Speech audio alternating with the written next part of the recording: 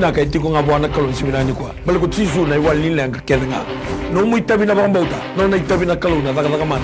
Whatever problem, financial problem or maybe sickness of any kind,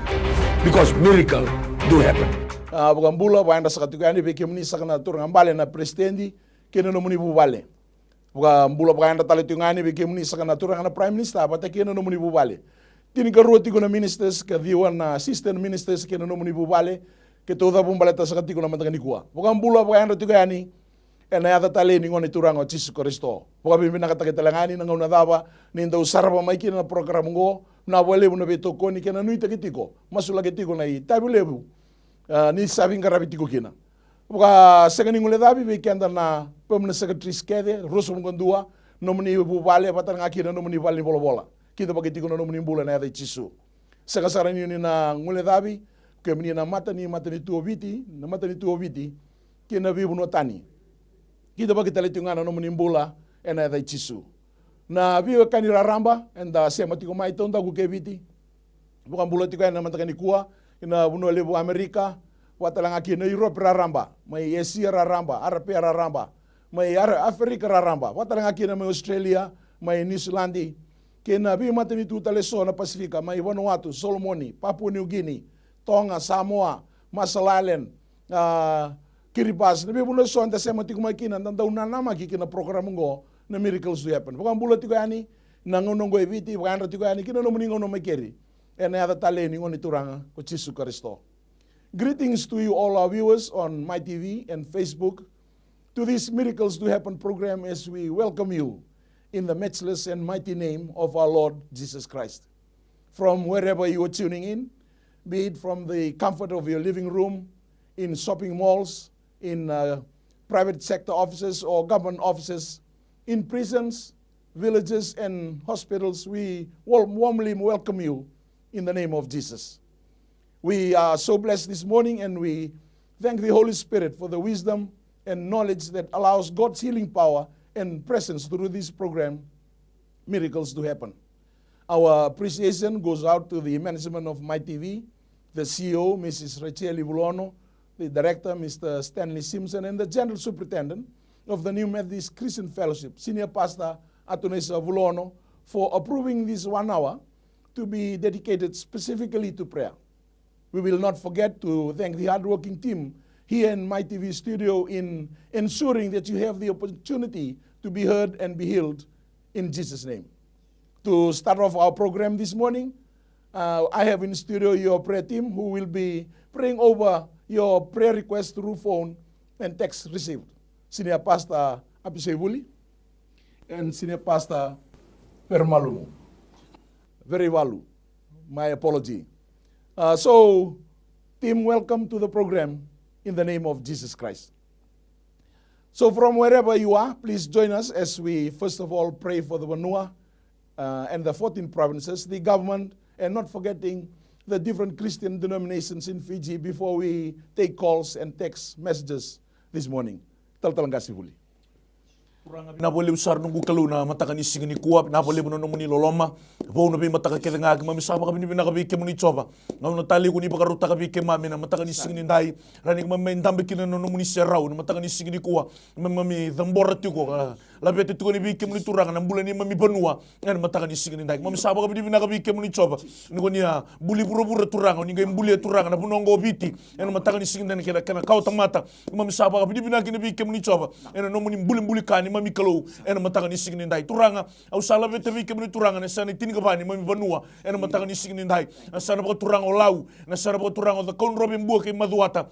ena matanga ni singini kuwa na sana ba turanga o tailevu na sana ba turanga ni tasiri na sana ba turanga o rewa na matanga ni singini ndai sana ba turanga o ra ena matanga ni singini kuwa na sana ba turanga o mba ena matanga ni singini ndai na sana ba turanga na ronga ke na bosa ena matanga ni singini ndai o serro ke na mosi ena matanga ni singini ndai na sana ba turanga o kandabu na matanga ni singini kuwa wili kina turanga nelo tambu ena matanga ni singini ndai hanu bina ko rutuma ena matanga ni singini ndai sada mbori ke muni choba ena matanga ni singini bina ni kuwa na sana ba turanga lo mai biti ena matanga ni singini ndai mam sala beta nge teke nga muni choba ena matanga ni singini ndai dona ndrau di sum kalima na tikina o ngu kalo e kubuta ni mami punolo mani ngo biti na matanga ni singini ndai dona ndolo ndona ndrau di sum ka tolu ngu kalo na matanga ni singini ndai turanga nelo tambu na vi koro ena matanga ni singinda wili kina turanga tolo ndrau ne hanu turanga mami sala beta na gete linga muni choba ena matanga ni singinda ni mami bagambau to choba turanga ko bichi nungu kalo sanga talindo na bunuana kunya kina nambula ena kunya nga bi kemuni ni mami kalo ena matanga ni singinda mami sala mbora bi kemuni turanga ni mami bonua na kena bi toka itu ena matanga ni singinda o na kena bi mbuda na kena bi ya bi udi wai na matanga ni singinda o turanga wili kina nungu kalo ena matanga ni singinda na kena ingoli na matanga ni singinda kena waitui na via motu ena matanga ni singinda na kena via kau mami sada mbora vi kemuni choba kubuta na bunola mani ngo biti na matanga ni singinda kena kau tamata turanga mami sala beta na ngeti linga muni choba ena matanga ni singinda turanga ninga idaga mana kina mami bonua ena matanga ni singinda ninga marro ena mami bonua choba ena nomuni ndresa sabak mami sakadiwa ena matanga ni singinda o memboroitu mesili tagitu kina na mami bunola mani ngo biti ena matanga ni singinda ena mate bibi tobi na kai tako sotiko o ena matanga ni singinda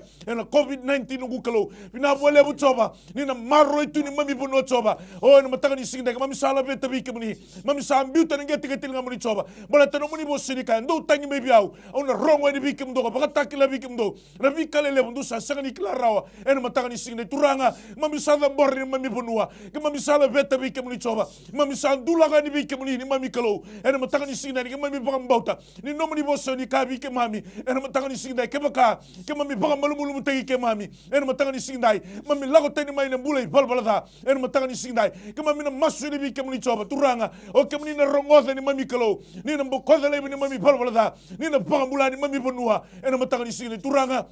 mami sandambe ena dina kena mane no mnibosa ke mami bagambauta turanga ni na marra ni mami bonua marro na kena kauta mata marro turanga na kena bilutaki ena sane tinga bani mami bonua irbi turanga mbale turanga ne busa turanga ni matangali turani koro o mena sili tagitu ne mami bunongo biche na ratale ni ngone turanga Yesu Kristo ena matanga ni singne turanga bina bolem sar matanga ni singni kwa bina bolem sar muni bi marroi na bolem sar muni ndraso saba na bolem sar ngu kalo o ni na liuta tu ni mami bonua o kendo me paga turanga taki muni paga turanga taki tu ni mami kalo la betu tu ni mami kalo ni mami bonua ena matanga ni singnai bina bolem sar matanga ni singni kwa ongoni mami ngangani masu choba ke mami sam masu ne bagambauta o ena thamuni Yesu na ibagambula turanga na kaluna tama kime melo malangi kime mi masulaga ni kemuni na ni me mate ni tulama no viti na mataka binaka ni singni kuwa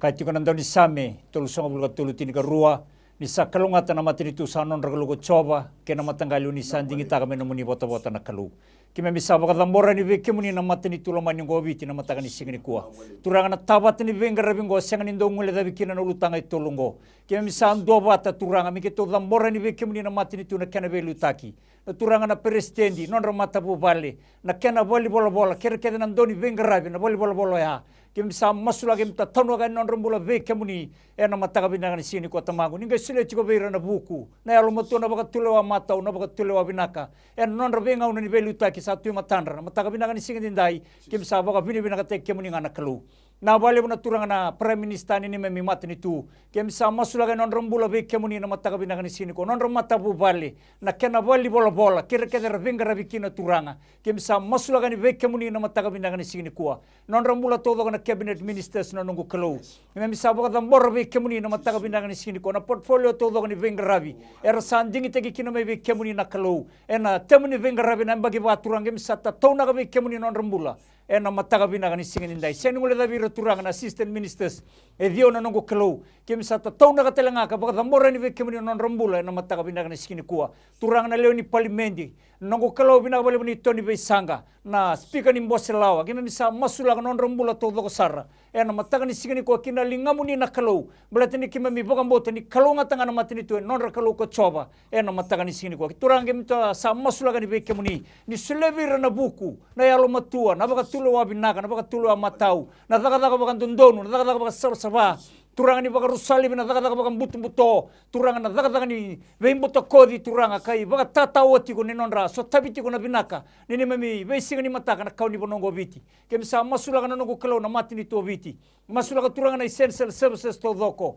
na tambana ni mbula na tambana ni matai valu na nevi turanga pinakabale na nongo kalo na tambana ni fire na ve tambana nduindu eso turanga kara vengara bitu na matini tungo biti na kena belu tagi turanga kito sa masulaga ni be kemuni na mataga binanga ni singin dai turanga lago tiko na ngonongo turanga bura biti telenga na matengo na COVID-19 kito sa masulaga na nongo kalau non rambula todo na frontliners turanga ravengara bene bi balimbula nongo kalau irna bunyo wa irna nasi irna pharmacist na nongo kalau na be tambana duindi ba ena tambana nimbula kito sa masulaga ni be kemuni non rambula na mataga binanga ni singin ko ni tango makira ni birimba tir na kalau beranda boti ko nongo era quarantine tagi tuna nongo kalau na duindi no bono rando indabo kina ito sa masulaga non rambula be kemuni ni umbera kana bonongo turanga na biti turanga irna bengara bi turanga ni umbera kirna no monin rachisu ena mataga binanga ni sini ko binaga bagali besar turanga na matini to biti to baga binaga taka no muni sando rongoda tikene memi masu niki memi senga ni ngula da memi tatona ka tikona matini to be kemuni ena mataga ni sini ko binaga bale muni rongoda ni memi masu ki memi masu ena baga binaka na kau ko ne da muni chisu na ni memi turanga na ni memi bagambula o turanga binabo alebu na mataka ni singata ni kuwa ke mami mai dabuta tikona mami nganga ni masu ni ke mami bakatakila tiko be kemuni ni mami binaka ke mami wakila e tiko na ndina na mana no muni boss binabo alebu turanga no muni rongoda wano no batiko na mami masu na mami nganga ni masu ni release taka tiko na kaluna no muni kau na bingono kede ke mami dau masu ko tangiki na be kemuni turanga binabo alebu na singati ndai ni ke mami tikulo no muni sero saba ke mami tambor kina be ke muni na iso lutu kede wakaristo ne mami bonu turanga na masu laki kina non rambula era savelu takitu turanga na be iso lutu kede wakaristo o turanga bina lebu na tabana lebu na lutu wesele biti ke rutuma na kena belu taki masu laki talanga be ke muni na eklesia na lutu bisopi na kena bisopi kena belu taki kede na kalu lutu kabitu turanga na kena gaselebu na kena belu taki na kena be tartarabi tambori sakatiko be kemuni na mataka ni gona klo Assemblies of God sa tambori be kemuni na bulan ni gaselebu ni soko lotu bina kongo pati ira kede na kena watangen de kede ni belu taki no bulan ital talangase na ital tala masula kita le baki na be kemuni na CMFI na All Nations na klo no bulan nga gaselebu kena be tartarabi no bulan ital talangase na ital tala no randu mata bo vale wakaki na klo Church of God na Kingdom na wale turanga tambori bakaki na bulan rombulan velu taki ena single ni kuwa kena velu taki kede na Salvation Navy na United Pentecostal na Kelowna Egofy na Afi sa tambori talanga kina bakaki na so tale na sungolo tu ba Pentiko ke to senga ni dabuta tiko na mantaka ko turanga ke mami sama masula ka tiko be kemoni ni ndina no muni bosa ni yalo na Kelow ko lotu ba ndo me lotu ba yalo ko ba ndina kemoni ke mami bugambota na Kelow ni ko ni be kadibi na non rambula ko ira sabe lu takitu sama be kemuni pina sarap ga lebu turanga na no ni bikadibi ena mataka ni ko turanga ke mami wa bini bina kataka ni ke mami wana no bana dina no muni bosa ke muni ko ni bikadibi ke muni ko ni bi warangi taki ke muni ko ni bi toko ni belu taki na Kelow ke mami masula nga be kemuni non rambula ni lebu na kaira reida lebu na kaira rongoda ya bola non rambula o turanga ke mami masu ni alo loma na Kelow ni ngai filter takatiko beira ena no muni ko na elo tambo na vinga no kedenga ke mami wakilani ke mami mbula tiko ndona bura kuni saka oti ni ke mami na sotabo kina na ndendre ia me ke mami kune buka dengu ni o kemuni kuni sabo ko mulu teke buru oti na vinga no kedengo turanga vi ambaki sa sivi me ndai do mo ndai ke mami masula ka dula ka tiko be kemuni na mbula kede ni velu taki na soko lutu bakaristo ke mami buka dita ki tiko no muni bosen yo kemuni kuni yalo yalo ne mami Kelow ko lutu buame lutu buka yalo buka ndina mami sama sunu ku Kelow na mataka ni kuwa ni bare teki robo ne rangi kede kuni kilatu na Kelow ne mbulongo ena hanga ki beira ena hanga bakaki na iles kuni kadibira kina na Kelow merba ko taki ki bakay molumo vi karam bua wakina na Kelow mer bakara ramata ki beira na bi kandre me ni tola na Kelow na kina katumba mer bakara rota ki beira mata mama kutu kautani na budisa kautani na lomo ni koya bataki koya kautani na self centeredness na Kelow non rambula ira sabe lu taki tume mbasi ka turanga nandira na mana no ni bosa mer vetumberi ve kemoni na Kelow kuni kati kuni kemoni kuni Kelow yalo ko lotu be kemuni me lotu ba yalo ba ndina wasine tira bo no nomni ko na yalo tambu na mataka ni ko turanga lebu na kamera buli da me be kemuni lebu na kamera kila me be kemuni me lebu tele ba kina kaira wasene bu kumuni me na ba kila wata kila kina turanga na nomni ko na Kelow yalo kuni singa ni ndombi tike mami selebe ke mami kuni tiko ba tike mami ena be ngono kedenga ve sangata ni mbula era belu ta ke rebe kadibi kina kuni be kadibi kina Kelow be korokoro na be tiko le lebu na be tiko tale so turanga ve korno bo balangi na Kelow na nomni bosa ke mami sama masula ka be kemuni na kena mana na kena koko turanga ni ke mami masula ka tiko mendo na buno bina ko biti kena banua na kena matani tu na kena isongo lotu na kalau mami tambora tiko bikim ni na matani ko turang na wale na nomuni bi barang tiki bau na matani ko ki mami na rawata na kakenga ena bugu i Kristo ko saba ko te ki mami na wale turanga ki ba ki mami na tawasten me bikim ni kana nomuni bos ki mami na singini rawata ndo na ka ki muni ni buka tawa binaka ni buka tawa ni na bi luta ki na kalau wata la ngaki na ibo ba koso le lotu kede sa buti sa katiko na nomuni serau sabsaba ena matani ko turanga na bi bonua na bi korkoro na vi anu turang na nomri bos sati baki makawa sa ba ambaki ki mami sa masula ka biki muni non rambula rongo ta turang mer mani rongo ta sar me lutu na nomri bos kena gelendina me o turang me mbula ta kendo na mbula e ba takila kila ta gikina nomri ko na kelo ni kaku ni levi ki mami turanga ni kaku ni levi re sabi lu ta gitu turanga ni ba tondi te gira ni ba tondi te ki mami na kelo na mata ni ko ni mami vinaka e vundo ndo nga me biki muni ki muni na leoni na wa ya busa na busa ko ni buka ruta kana kalo na mata kan singa tali ni ko ke mami buka bini binaka ke muni na yalo ni batu lebu na buno ni buka ota taki ke muni na mami rarama ke muni na masima ke burubura ke muni na baini ndina na buka taw binaka ke mami sarri ke muni buka yalo na mata kan ko na kalo ne mami binaka vundo ndo nga me ke muni mami buka bini binaka tanga talanga na kalo mami masulaka na mata ni tungo biti na bisa sanga ke ni economy na improve taki tiko turanga ni economy ni bunongo turanga ke mami buka na numa na nomuni buka rusa turanga na buru-buru na kena batarida kita le turanga senga sarendo na kande ndre bikemuni kati kono no muni bose me kima mitangi ne bikemuni kima misatangi bikemuni na matagani ko na kalo ni buka lesu ya tala bika kede kima mi banta ka tuna ngono ngo buru-buru ko saroti kima binaka na dina na mane no muni bose na kalo bina ba lebu na lingandra no muni tamata ko ni sandingi tegira na ngono ngo turanga buka buo binaka taka kautani na bikandu kuntu kali no robulo turanga embula na buru-buru ngo na lewalu nga ko ni anding taka ni bayar tigira turanga ni bayar tigira bau na bi luta ki gono tabana ko matri tu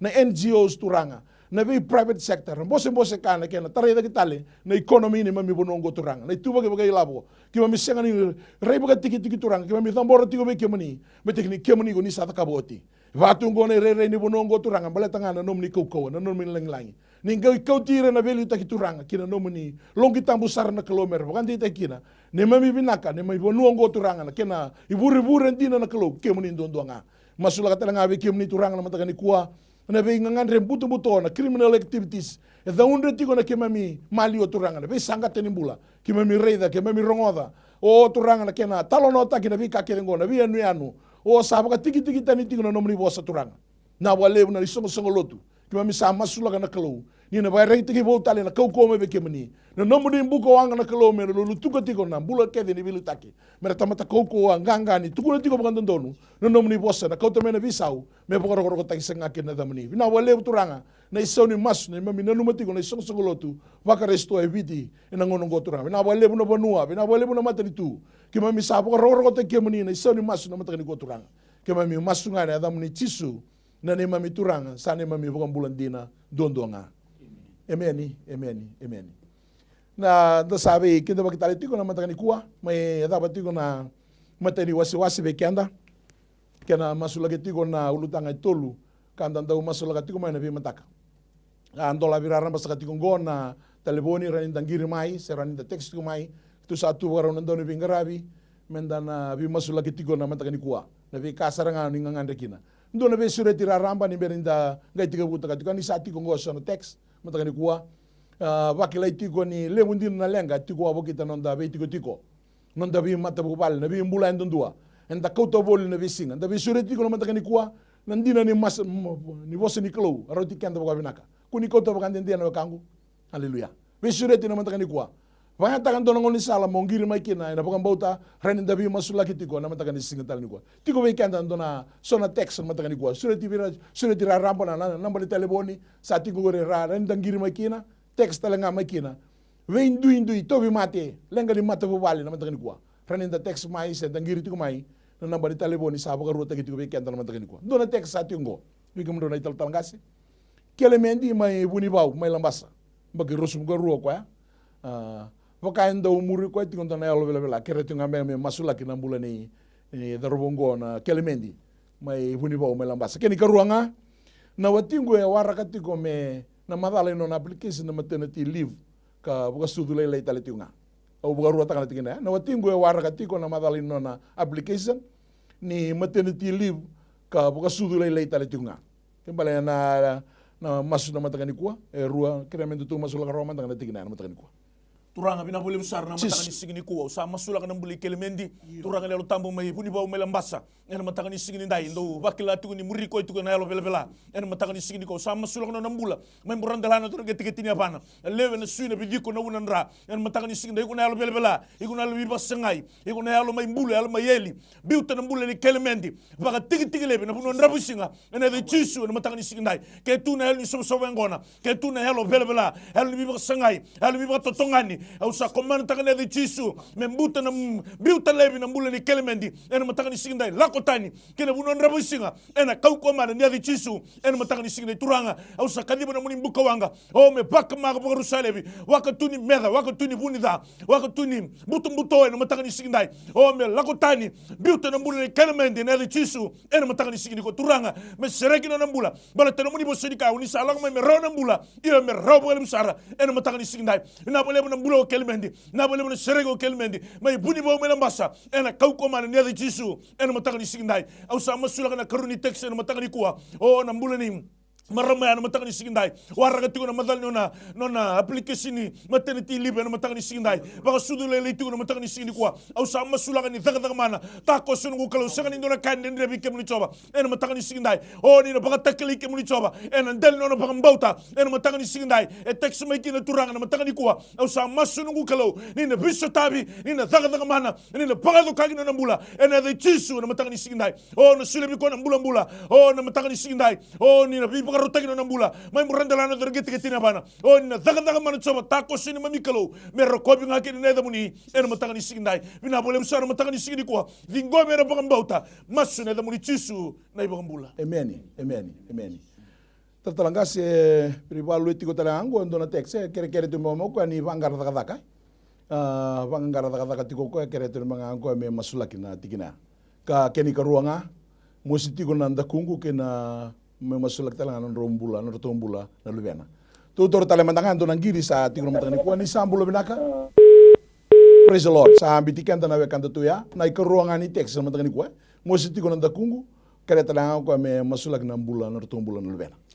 haleluya coba na ni mamikalo binaka bakali besar na text ru turanga ertu text mai na bakam bauta kita usah masulaga ni beke muni na mataka binaka ni sini ko na kau ni adamuni chisu na bangar daga ena didivi ko na daga na mataka ni sini ko na kau ni adamuni chisu turanga na bono da basambi kina na application kita usah masuk ke bagai tu bagan ni to sa na kalau ni fe bataka na ngiro na text ko na mataka binaka ni sini ko me hado bua turanga me bakana no bakam bauta text mai kina ena mataka binaka ni sini ko turanga usah masulaga telanga na mosini daku na mbula ni bu bali turanga ni karoni text na mataka binaka ni sini ko au sabuna udana yali tobi mati tikuna lomani matabu balengo au buna udana yali mosini daku bito na matabu balengo bito na mbula ni tamata ni kalongo ena kauko ne dai chisu ena mataka binaka ni sini ko tamango binaka bali besar na mbuli bubale beruto nongoni ni bubalengo turanga na to bulika na karto sa sanga kina tamango kemuni na boga boy binaka taka bolete kemuni boga to chunga bi kemuni na lewa ena mataka binaka ni sini ko binaka bali no muni sa somo botu beruto na mataka binaka ni sini ko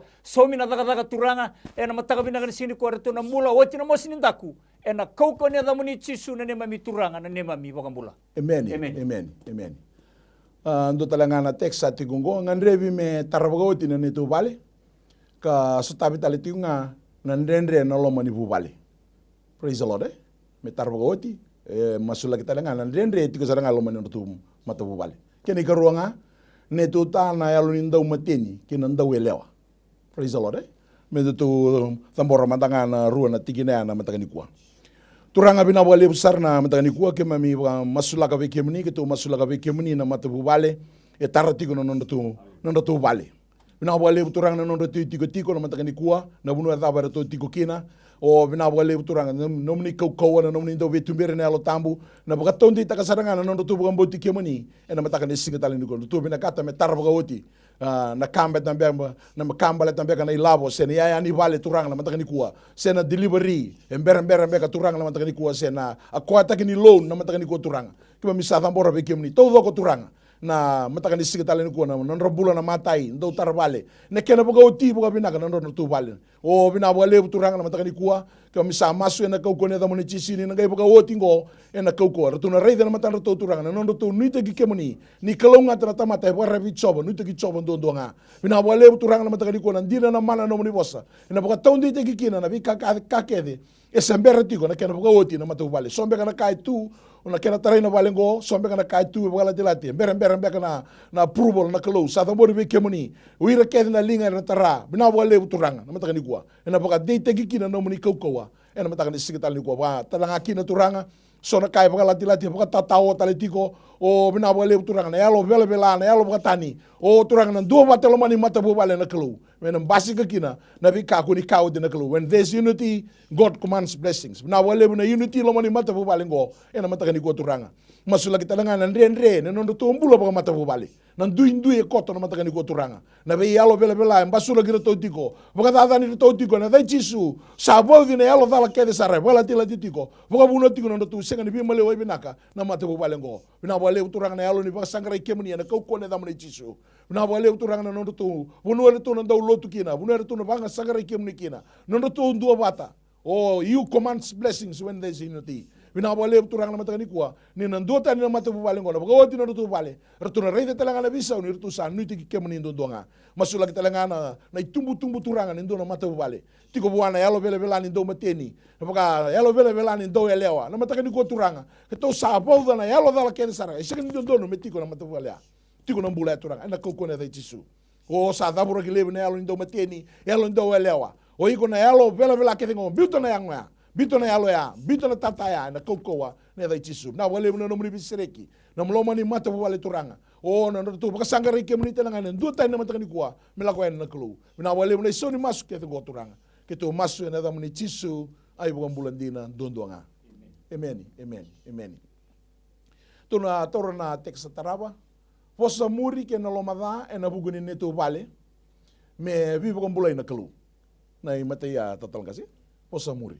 ka keni karua me na numi neto bonu ni daka na habitat for humanity no turanga bengo se marama e kere me masula ke ni na no bonu ni daka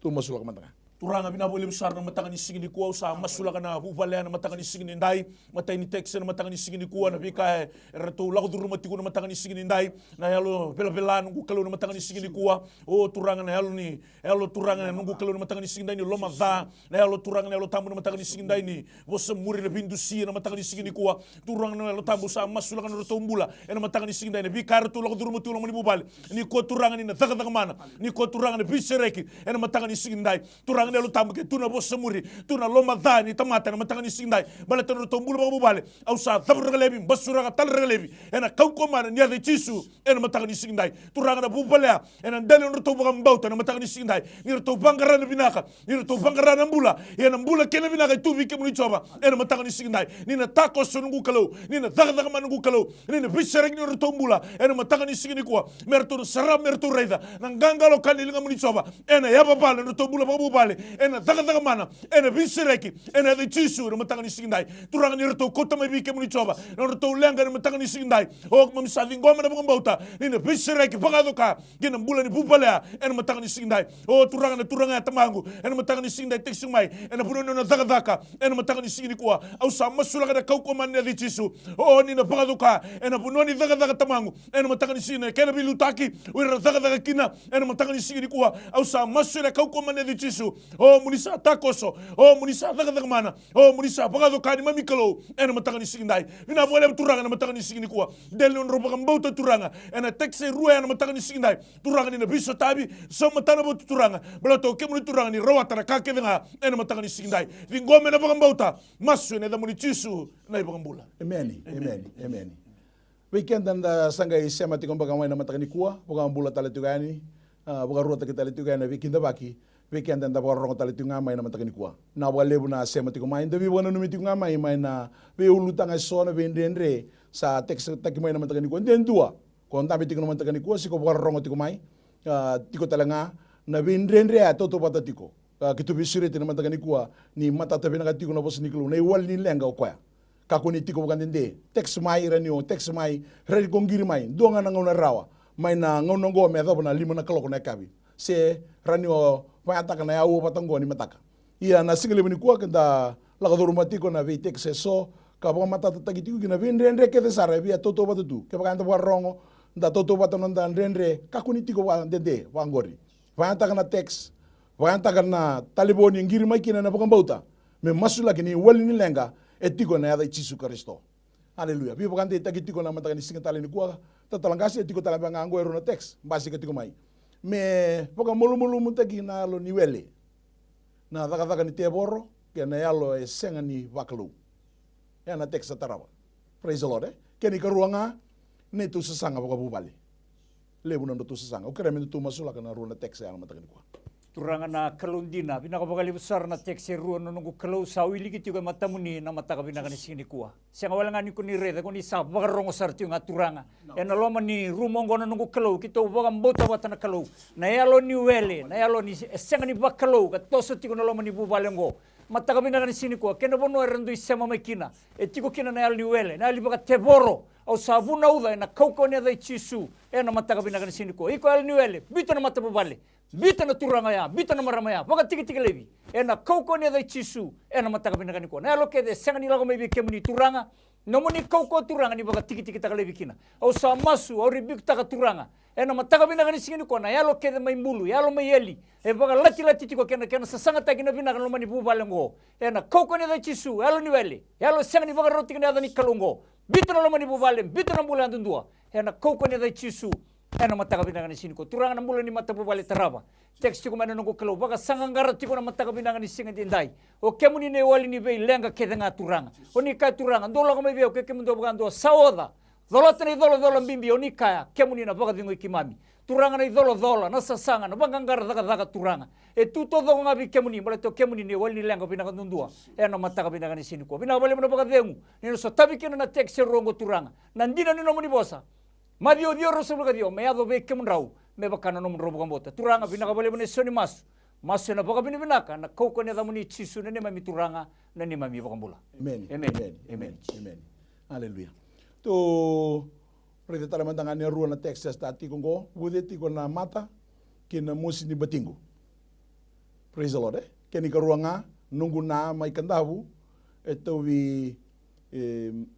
minor stroke kasawo tingo etul nembaki. Praise the Lord Wote tul nembaki na topi mati tiko na maramango. Budi ni mata kena mosi ni batingu tu na tambora matanga na rua na tekse na matanga ni kuwa.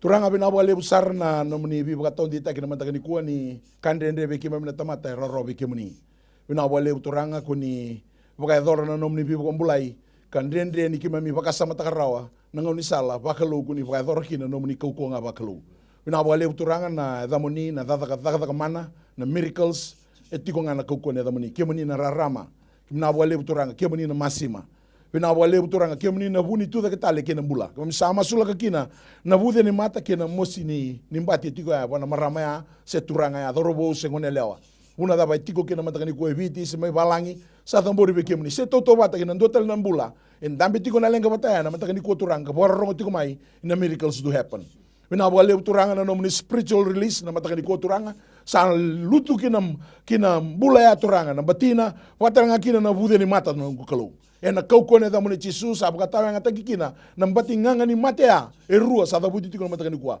bina wale buna mata sa rai binaka o turanga bina wale buna mbati sa lesu kena tutunga ko ni ambule to mata turanga bina wale buna bibo kambulai na mataka ni ko turanga mai na mbura andela le dake kina gete na panera mena dau tu dake na mbulango me tukuni kemoni na be sangata ke sara ko ni kedi ko kina boleta na nomni kokoa nomni lang na kalo na wale turanga le karoni text mum sama sula ka be kemoni mataka ni kwa non nana tobi minor stroke chiko se mild stroke mai kanda turanga na mataka ni kwa wote to le mbaki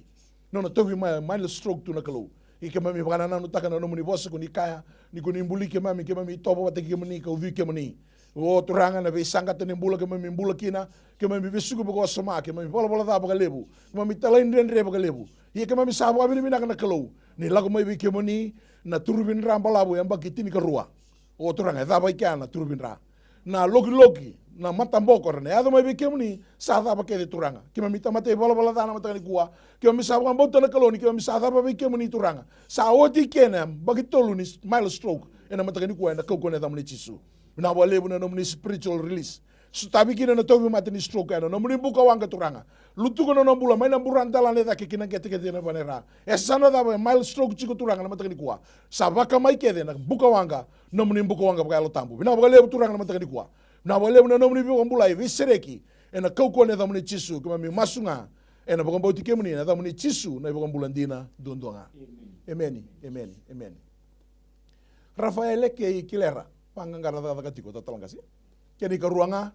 nungu ndina we na BSP ndende tiko na kena sumi tu tamboro mandanga na ruana texar tatalangasi Kurang usah masuk kan ambuli rapel ke lera na matakan ising dai non rupang karata kata tiko en matakan ising ni kuat turanga no muni bos ni kai sengan induna kai den revi ke muni coba en matakan ising ni dai turanga usah masuk ka bi ke muni coba non rombula en matakan ising non rupang karata kata tiko o ke muni turanga na bi pakaruta ke matakan ising dai turanga balatan den non rupang bauta turanga ero teks mai ke non gukalo matakan ising dai ni rupang bauta turanga ni o ke muni nga oren ni somo matana boti non rombula coba non rupang karaboli no gukalo en matakan ising dai na buno tabu tu kina na tamata na buno sa tao kina tamata ya na buno ni ndau tegu bukina ni mami kalo en mataka ni singa usala beta vi kemni turanga en mataka ni singa non rombula chaba en mataka ni singa ni kuwa ni o kemni na pagarotaka o kemni na position taka kemni turanga na pagatakila turanga na delo no pagamboto chaba ni na pagarotaka no rudaga daka en kau komana ni ave chisu en mataka ni singa turanga tamangu sa masula kan gukalo na bole turanga ni na pagarotaka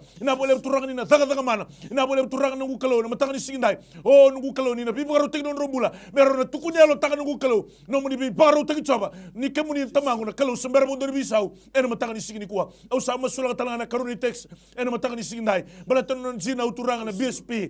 bange na mataka ni singa ni kuwa sa masula ka en kau komana ni agi chisu kemuni turanga na bi pagarotaki o en mataka ni singa buana mbula ya en mataka ni singa en ndelo na pagamboto chaba ni pagamboto turanga na puno sa bakina en mataka ni singa o kemuni turanga ni na pagatakila kemuni chaba no mbula en mataka ni singa turanga mena tukunya lo taka no muni bi pagarotaki chaba ni kemuni na kiletaka no na zina wena kau komana ni agi chisu en mataka ni singa turanga na bole no mataka ni singa ni kuwa na bole no muni bi pagarotaki na bole no muni daga mana vingome na pagambauta en da muni chisu ni mami turanga ni mami pagambula amen amen amen haleluya to tomana na text na mataka ni kuwa taraba tartalangasi tikong na text we kere tikong ko eu to bidengo wada tiko kanda unrendre nungu tombale pagambala boy to bidengo wada gai ndendre kina wa buno tiko na no na sindro ni tombale pagambala kene ka ruanga bo ni to bi mate be mbuli me tu masula kana ruana text ya bikin tu mataka ni kuwa haleluya Tamangu sa masulakan na tekse ruo turanga sa tunggay matamuni na matakabinakan ni singa dindai. Binakabagali turanga na kauko ni adamuni chisu na yada senga kina nindo na kaindrendre. Na nungu kalo na nomuni bosa na lukendo tolu sa mbulga bitu. Ni sa senga sar nindo na kaindrendre bikemuni. Au sa masulaka turanga na teks. E na buku ni mate na dengoda. Oi ko mate na dengoda. Buno da ko bagaronga tiko mekina. Na mbula da ko kambi tiko kina na matakabinakan sini ko sa buno diko. Bito na bulangori, bito na bulani turanga ngori, bito na bulani mata bulangori, baka tiki levi. E na kauko ne da chisu, e na mataka binakan sini ko. Tamangu na bulango sa masulaka bi kemuni, manamburan delana, me da baraga somi ngeti nevana, au masulaka turanga na ngada todoko, masulaka turanga na nave na bidiko na sui na utu ni sui na nungu kalau, nina baka todo ataki na mataka binakan sini ko. E na kauko ne da muni chisu. Oi ko mate ni dengoda bito na mbula baka tiki levi na kauko ne da chisu. Turanga binakabagali besara na mbula ne mbuli turanga na buku ni tobi mate talangana nungu kalau na mataka binakani sini kuwa. No muni boseka na weni kamuni kuita kima misa baka mulekina. Turanga na mate baka yang oke nga saba koti oti todo ko mena kabila tai mai kalibari wilikina na mbula ne mbuli turanga na mataka binakani sini kuwa. Binakabagali muni na baka todo ko taka na mbula. Au sabuno na li tobi mate bito na mbula ne mbuli. E na kauko ne da chisu e na mataka ni kuwa. Ninge umbiri kirauna no muni nra. Baka rogo teki kina ne da muni masina buku muni chisu ni baka mbula. Amen. Pagambula rara matali tigani, pagabe binakataki tiko na bimasula kisa nonro binakatiko na matakani kuwa. So kenda enda warongo tiko na matakani kuwa ran inda bisureti. Pagantaka na ngona binango na opportunity. Katiko na bosni klo na kerea mo wili ka kenda na kena wa Peritania. Roma wase tinka rua. Romans 12:2. Ono wili ka kenda na kena wa Peritania. Do not conform any longer to the pattern of this world, but be transformed by the renewing of your mind. Then you will be able to test and approve what God's will is, His good, pleasing and perfect will. Punungan nga ngauna, eta buti tiko na bos ni kalungan da sikani pa na no taga ni lenga tiko nga. Nda pa rabi tiko na be kani buru-burungo. Ia na bos ni kalu tunde itu ka tau mundo. Ngan rebi tiko nga na bukan bauta, da lotu bukan dende. Sikani ndona ka biso roti ko, nda kilambia ka indu esu taba tiko na lenga. Ia sikani biso tagi roti ko mbeten de setiko nga na itu butu banga. Biso reti. Biuta ni manda baka tiki-tiki, toro manda ndona dingin-dingin na mata ka ni kuwa. Vangata ka nakadina na mana na bos ni kalu. Kati ko na Filipai wa ono no wili ka talanga weekend na kena buka Britania. Do not be anxious about anything. Not about saying anything. But be transformed by the renewing of your mind. Then you will be able. Praise the Lord. Do not be anxious about anything. But in everything, by prayer and petition, with thanksgiving, present your request to the Lord. Pakako, pangatang nandino na po siniklo na kango. Wesureti ani, na lenga kevin gori. Text mai, kautomai, and a text, and a taliboni, man, damasula kabata. Me besireki na, nona bosa na klo, ninda rongoda na matakinikwa. Do tala na text, ati ko matagi kenda na matakinikwa. Marama na watingu, may sabsabu. Mosi ruo tiko nanduruna. Keni karuanga, o Luisa, mosi tiko nanduruna, kene angona.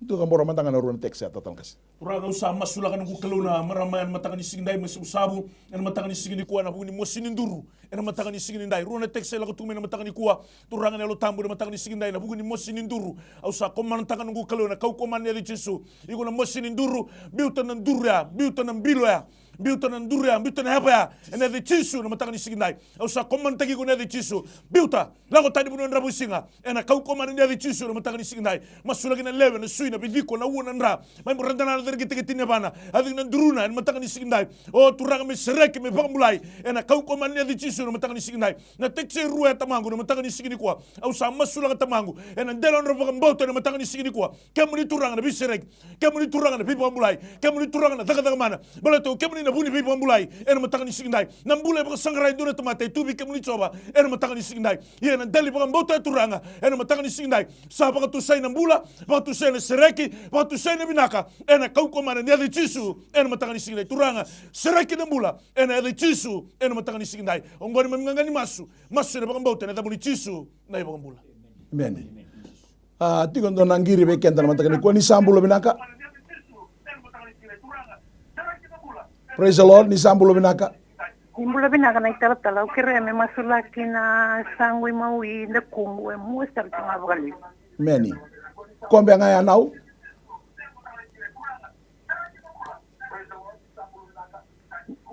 Kombe ngaya?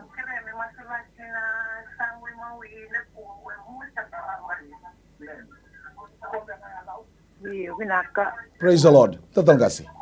Kuranga sa masulakan na ng bulan no manibanda na bono dawa na sebiti dawa ngir mekina na bakang bauta turanga kito sa ndobata na nungu kalau me bakanan din no manibos turanga na mata kabina kan sini ko ke baka role rolo mo bata me buru-buru me krebi ke muni ndora kauni na baka dor na kalau kito sa ndobata na studio ngo turanga ni kito bakang bauta na kalau ndor daga mana nito kalau Chisu ne damuni na mata kabina kan sini ko ekati ko mena maramango ni mosi chiko nanda kuna na sani mawi na bono e bakar ngo tiko mikina e na mata kabina kan sini nda oi ko mosi nindaku oi ko elo ni tobi mati bitu na mata bubale bitu na buli nongo na ngau na sarangango baka tiki levi malete dala tiko na bono tiko kina e na koko ne da chisu sa bakar tiko kina na mata kan sini ko tamango sa masula kana nungu kelo no nambula na bandongo menamburan delana me da bara sumri kete ne bana turanga na nabe na bidi ko na sui na utini sui aloma na nungu kalau na mosi nindaku na sani mawi na sani mata uturanga ni na baka todo ko taki ni na hali baka sauri na nungu kalau na mosi todo ko tobo tiko na maramango e na mataka sarangani ko e na kau ko ni adamu ni Chisu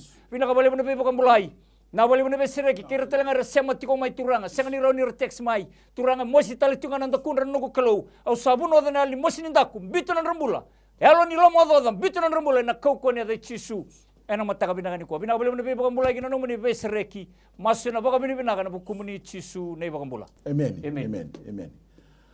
Lubengu ele awasanga i bulondo tiko ndau durusuka i walimbula senga ni lore tiko wa indona mati nono sarangango sa duru tiko na ICU senga i bulondo keni karuanga na bulani Aquila maimbua mosi ni kete kena mosi ni ndakuna metuna dambora mantanga na rua na texe na matakani kwa weekend na baro tiko mai na matakani kwa na masula kina rua na texe ngo ke baka go kilani go lago duru mataletunga siko kila indua ne lago duru mataletunga bukan bauta na kelo mena baka visere kina matakani kwa na situation saranga enda santam bikin na matakani kwa turanga sa masula kana ngone leo le lengo senge bulan 2 tiko nangonongo na ICU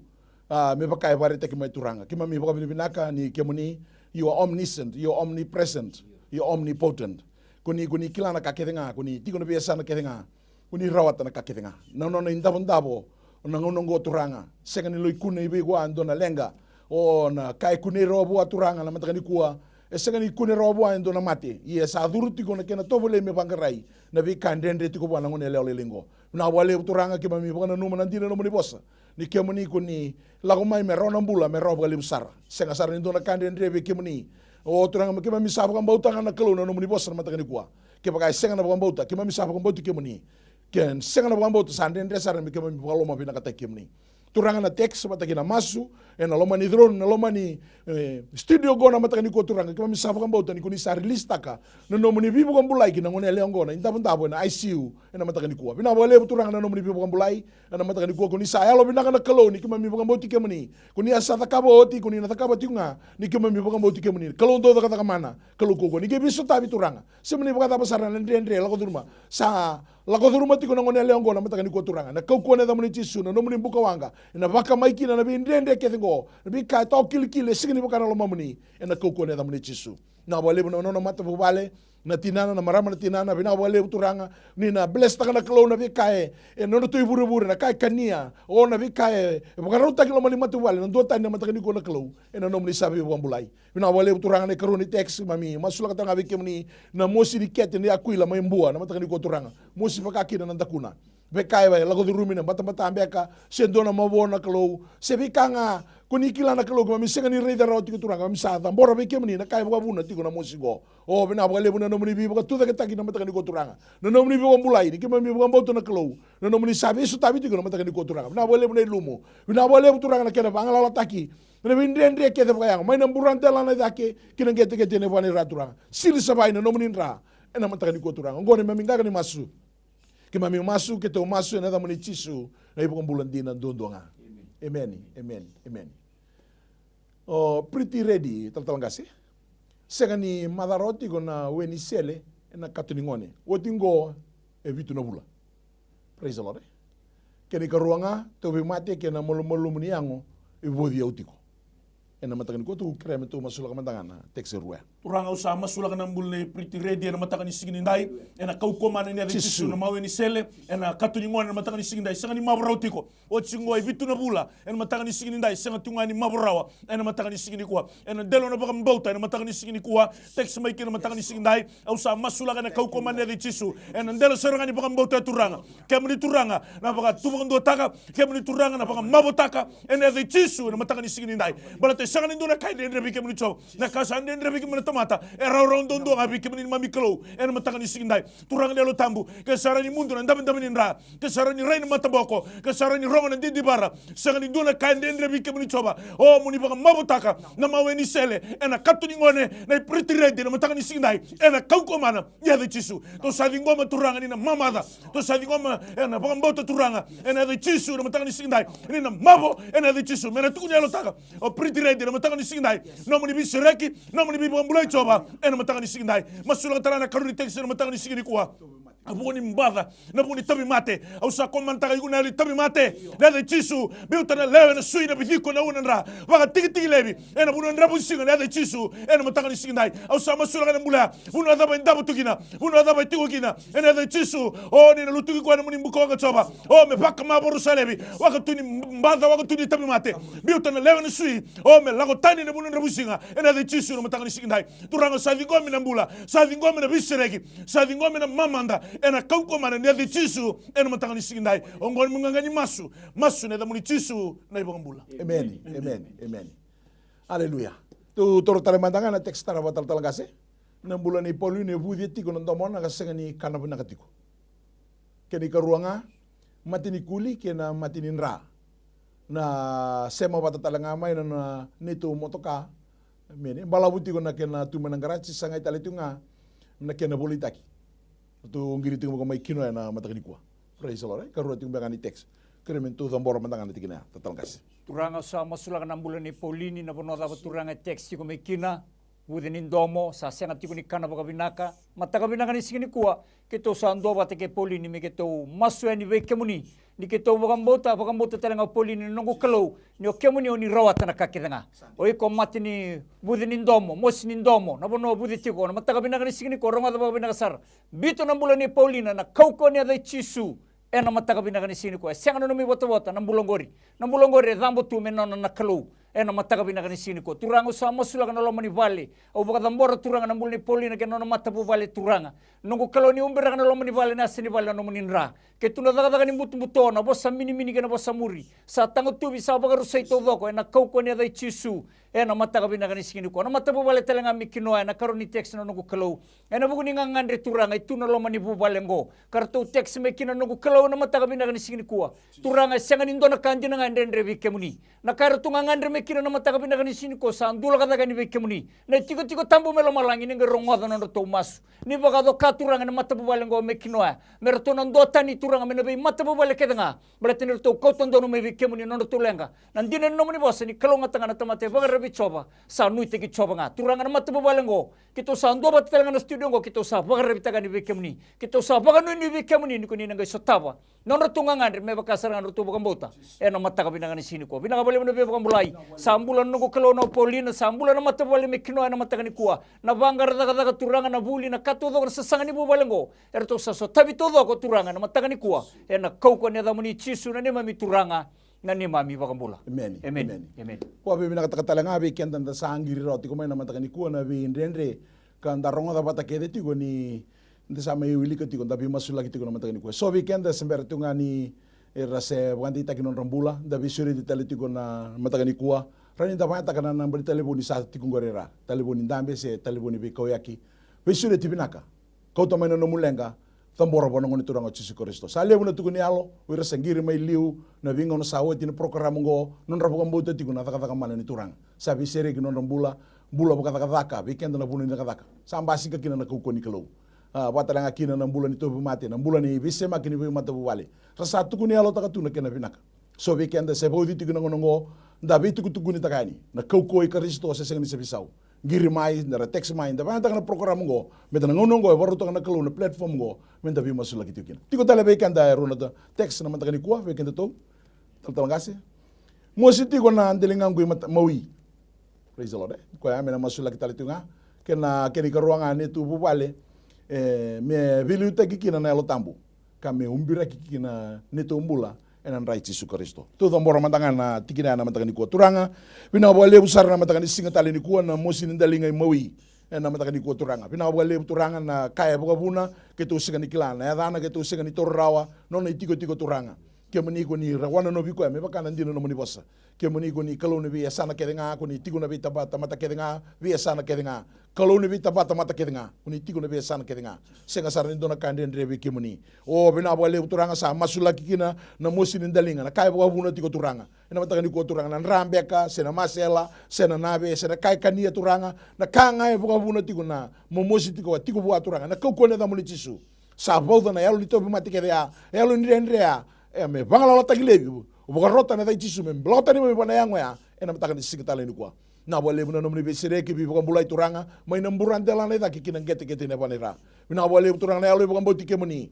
na mata ni alona talanga turanga me do buka sangare kemuni bang mutua na mata bu bale da botu magina turanga o turanga mataka ni kwa na ndui beta na no mi buka bulai senga sari ni ndona tamata rani takabrawa na linga muni lolo ma santon ton mataka ni ko turanga ena bi buka bulai ena dalinga mositi ko na mataka ni ko turanga o masula kita lenga be kemni na mataka ni ko turanga na bubale o me vilu takikina na muni alo tambu ngangande tiko mai na mata bubale a turanga na mataka ni kwa sa tambori be kemni turanga na mataka ni kwa na kaira to rongoda na kaira to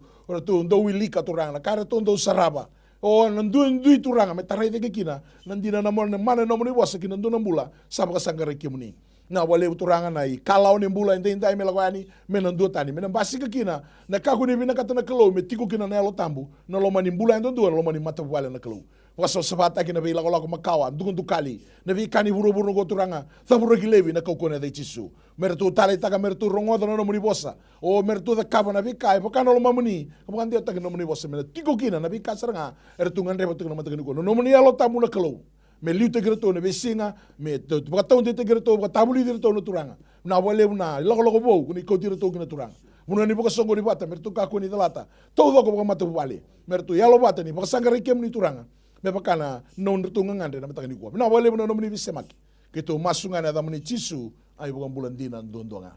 amen amen amen. Time is caught up with us once again, and we thank the Lord for the healing and the answered prayers. To all viewers, we appreciate your faith and trust in God and being part of this program today.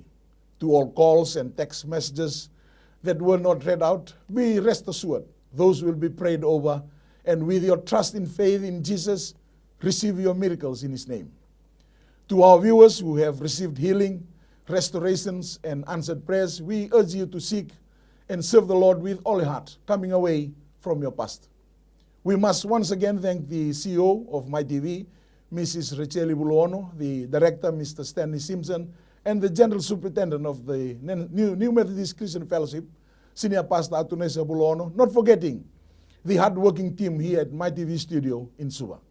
Until we meet again, the same place at the same time tomorrow, from 11 a.m. to 12 midday, from your prayer team here at the MyTV studio, we wish you all a blessed day in Jesus' name. Non dobina kay tiko nga buwan kalon siminani kwa. Balik ko tisu na iwalin lang kakeda nga. No mo itabi na bambauta. No na itabi na kaluna taka mana. Whatever problem, financial problem, or maybe sickness of any kind, because miracle do happen.